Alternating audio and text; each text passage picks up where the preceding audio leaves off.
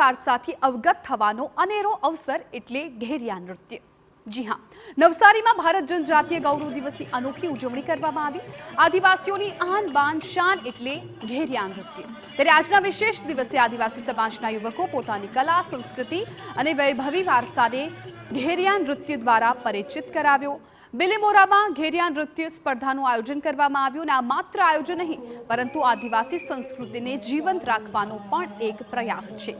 આ સ્પર્ધામાં પુરુષો અર્ધનારેશ્વરનું સ્વરૂપ ધારણ કરે છે અને માતાજીની આરાધના કરે છે। માથે ફેટો, પગમાં ઝાંઝર, હાથમાં પારંપરિક કાચડી અને મોરપીંછ સાથે આદિવાસીઓ ઘેરિયા નૃત્ય કરે છે।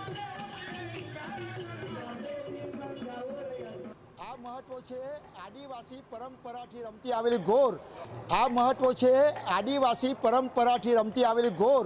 आ घोरनो महत्व है कि जेना घर में होड़कानी बीमारी कहेवामां आवे, जेने होड़कारो होय, आंचको आवतो होय, हेडकी आवती होय, आ घोरने चना वढारवाथी, नारियल वढारवाथी के फूल वढारवाथी ए बीमारी दूर थाय छे। आज स्पर्धा वर्षो जूनी जे आदिवासीना कूळोथी चाली आवी रही छे अने आ एक माताजीनो अवतार कहेवामां आवे छे के जे ज्यां आजे घोड़ियानो स्पर्धा रमे अने ज्यां जेनी घरे स्पर्धा करे तो त्याना सुख शांति अने संपत्ति मळे छे।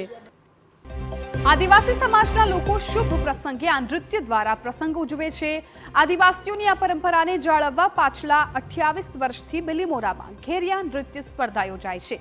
वर्षोथी चालती आवती आ परंपरा आजे पण अकबंध छे।